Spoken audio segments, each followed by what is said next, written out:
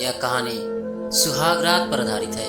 मीना की बहुत कम उम्र में गरीबी की वजह से शादी हो जाती है। एक शराबी लड़के से पहली शादी के नाम पर उससे कुछ नहीं होता है। सारे सपने अधूरे रह जाते हैं। मीना का पति शादी के दिन देर रात शराब पी कर आता है। मीना थक कर अपने बिस्तर पर सो जाती है। अगली सुबह मीना का पति और से अच्छा व्यवहार नहीं करता है। कुछ दिनों तक ऐसा ही चलता रहा है। एक दिन अचानक बहुत अधिक शराब पीने की वजह से मीना के पति का देहांत हो जाता है। मीना की जिंदगी जैसे कभी मोड़ ली ही नहीं। उसके सारे सपने आंखों में ही मर जाते हैं। मीना की उम्र इतनी कम थी, ससुराल में उसे रहना नहीं भाया और अपने माता पिता के साथ में मायके रहने लगी। 4 साल बीत गए। मीना जैसे ख्वाब देखना ही छोड़ दी। तभी अचानक विपुल नाम का लड़का मीना की जिंदगी में आया। विपुल नया नया मीना के मोहल्ले में रहने आया और मीना उसे पहले ही नज़र में भा गई। विपुल एक बहुत ही समझदार और अच्छा लड़का था। मीना के पिता से विपुल ने खुलकर शादी की बात की और मीना के पति ने तुरंत शादी की रजामंदी कर दी। यह जानकर कि मीना की दूसरी शादी है। मीना एक विधवा लड़की है। विपुल को इस बात से कोई एतराज नहीं था। राजी खुशी शादी की तैयारियां हुई और मीना की शादी विपुल से हो गई। नम आंखों से मीना ने अपने माता पिता से विदा ली।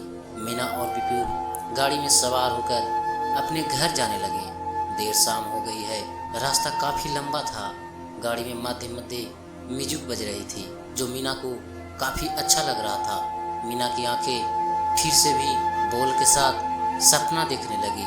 उस रात एक नई जिंदगी की अचानक विपुल की गाड़ी रास्ते में खराब हो जाती है। मीना को बुरा महसूस होता है। मीना को छोड़कर विपुल गाड़ी से उतरता है और मीना से कहता है, तुम गाड़ी में ही रहना। रास्ता सुनसान था। आगे जाकर गाड़ी ठीक करने लगा। तभी अचानक मीना जोर से चीखती है। विपुल जाकर पूछता है, क्या बात है मीना, तुम इतनी जोर से क्यों आवाज़ लगाई? तो मीना ने कहा, जैसे कोई मेरे बालों को पीछे से खींचा। विपुल ने कहा, नहीं, यह तुम्हारा भ्रम होगा। गाड़ी में तुम्हारा बाल फंस गया होगा। मीना को भी यही लगा कि शायद मेरे बाल गाड़ी में फंस गए होंगे। गाड़ी ठीक हो गई। मीना और विपुल आगे बढ़े। आगे जाकर एक जगह विपुल ने गाड़ी रोकी। वहाँ एक खूबसूरत सा बंगला था, लेकिन वह बंगला देखने में अजीब लग रहा था। इतना खूबसूरत बंगला और वहाँ रोशनी की बहुत कमी थी। विपुल ने कहा, यह मेरा बंगला है, कहो महीना कैसा लगा? मीना ने कहा, बहुत सुंदर है पर रोशनी की बहुत कमी है। विपुल ने मुस्कुराकर मीना का हाथ पकड़ा और कहा, अब तुम आ गई हो ना, फिर रोशनी भी आ जाएगी। अब नहीं रहा जाता मुझसे जान। मीना ने कहा, ऐसा मत कहो, हम अंदर चलते हैं। मीना और विपुल मुस्कुराते हुए अंदर चले गए। अंदर सामानों से भरे हुए बहुत खूबसूरत खूबसूरत सामानों से भरा हुआ बंगला, लेकिन अजीब सा सन्नाटा था। मीना को बहुत घबराहट हो रही थी। विपुल ने कहा, मेरे शरीर में बहुत दर्द हो रहा है। मीना, तुम आज मेरे शरीर को दबाकर थकान दूर कर दो। लेकिन मीना ने कहा, नहीं, मैं आज बहुत ज़्यादा थक गई हूँ। आज हम लोग सो जाते हैं, कल बातें करते हैं।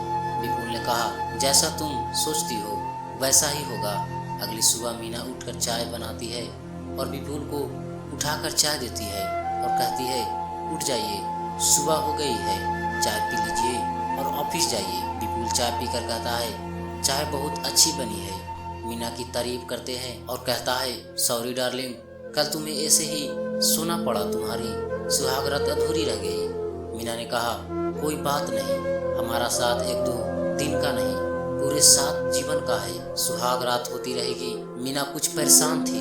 विपुल ने कहा, क्या बात है, तुम्हारे चेहरे पर यह चिंता क्यों? मीना ने कहा, पता नहीं क्या बात है, ऐसा लगता है इस बंगले में जैसे किसी की नजरें मुझे देख रही हो। सुबह जब मैं बाथरूम में नहा रही थी तो मुझे ऐसा लगा जैसे मेरे बालों को किसी ने खींचा। मुझे समझ में नहीं आ रहा है। मैं जहाँ भी कहीं जा रही हूँ 2 आंखें मेरी पीछा कर रही है। विपुल ने कहा, नई जगह है इसलिए शायद तुम्हें घबराहट हो रही है। जल्दी तुम एडजस्ट हो जाओगी। आज ऑफिस जाना बहुत ज़रूरी है तो मेरा इंतज़ार करना। मैं तुम्हें कल कहीं घुमाने ले जाऊंगा और हम रात में खाना भी बाहर खाएंगे। मीना ने अच्छा कहा। उसके बाद विपुल को ऑफिस के लिए विदा किया। अब मीना और विपुल की जिंदगी शांति से चलने लगी। 3-4 दिन बीत जाने के बाद अचानक मीना ने विपुल से कहा, तुम मेरे करीब क्यों नहीं आते? हम दोनों ने अभी सुहाग रात भी नहीं मनाई। क्या बात है, मैं आपको पसंद नहीं हूँ क्या? विपुल ने मुस्कुराकर कहा, यह बात नहीं है मीना, अभी तुम्हें थोड़ा और इंतजार करना पड़ेगा।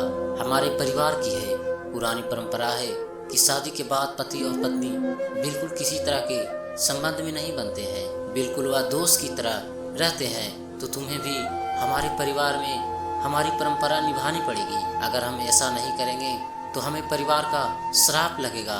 आखिर अमावास की रात आ ही गई और मीना के पति ने कहा था कि तुम्हें अमावास की रात तक ही तुम्हें इंतजार करना पड़ेगा, उसके बाद मैं और तुम सुहाग रात मना सकते हैं। अमावास की काली रात आ गई।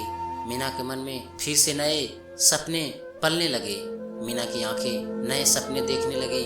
वह विपुल के करीब जाना चाहती थी और अपनी पहली सुहाग रात के नाकामी के बाद दूसरी सुहाग रात मनाना चाहती थी, लेकिन शायद नसीब में कुछ और ही लिखा था। उस दिन विपुल ऑफिस से घर नहीं आया। रात के 8 बज गए। मीना बहुत चिंता करने लगी। फोन लगाई तो विपुल का फोन बंद बताया। मीना और परेशान हो गई। आसपास में ना कोई घर था और न ही कांटेक्ट नंबर किसी का जिससे मीना कॉल कर सकती। इंतजार करते करते रात को 1 बज गए। मीना कब सोफे पर सो गई, उसकी आंख लग गई, उसे पता ही नहीं चला और इस तरह वह पूरी रात सोई रह गई। मीना की सुबह जब आंख खुली, वह सुबह बहुत परेशान हुई। विपुल को ढूंढने लगी।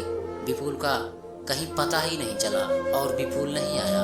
मीना बहुत परेशान हो गई और 3 दिनों तक मीना विपुल का घर पर इंतजार करती रह गई। उसे यह बिल्कुल समझ में नहीं आया कि विपुल आखिर गया तो कहाँ गया। घर में एक बहुत बड़ा सा दरवाजा था जिसमें लाल कलर का ताला लगा हुआ था। विपुल ने कहा था, जब मैं घर पर न रहूं तो इस ताला को खोल सकती हो, मैं रहूं तो कभी मत खोलना। मीना के मन में अजीब सी क्वेश्चन चल रहे थे, अजीब सा प्रश्न चल रहे थे कि आखिर इस दरवाजे के अंदर क्या है। विपुल 3 दिनों से कहाँ गया है? वह 3 दिनों से अकेले घर में क्या कर रही है? उसे अकेला रहते हुए भी अकेला क्यों नहीं महसूस हो रहा है? इस तरह के सवालों से वह घिर गया था।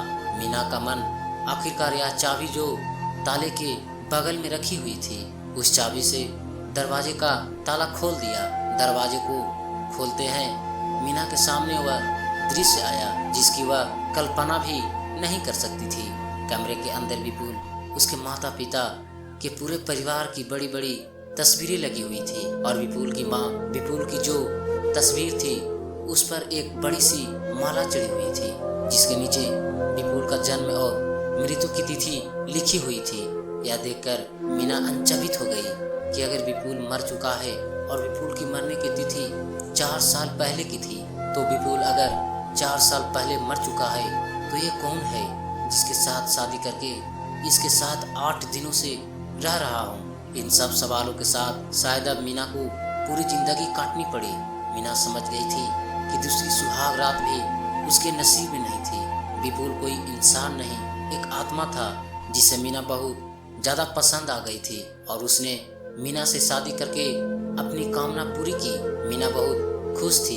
एक कागजात के पेपर भी मिले उसे जिस पर वह पूरा बंगला मीना के नाम पर किए हुए था और बहुत पहले ही लिखी हुई थी, इस लड़की से मैं इस डेट पर शादी करूंगा। मीना समझ चुकी थी कि शायद यह बहुत अच्छी आत्मा थी जिससे शादी की, उसकी गरीबी दूर की। अब मीना के पास बहुत सारे पैसे और बंगला था लेकिन पति नहीं था। मीना ने विपुल की तस्वीर के सामने कसम खाई कि वह कभी दूसरी शादी नहीं करेगी और तीसरी सुहाग रात नहीं मनाएगी। या दूसरी सुहाग रात के साथ मीना अपनी पूरी जिंदगी विपुल के साथ, विपुल की यादों में ही बिता देगी। दूसरी सुहाग रात एक अनोखी कहानी है। यह कहानी आपको कैसी लगी? अपनी राय अवश्य बताएं। धन्यवाद।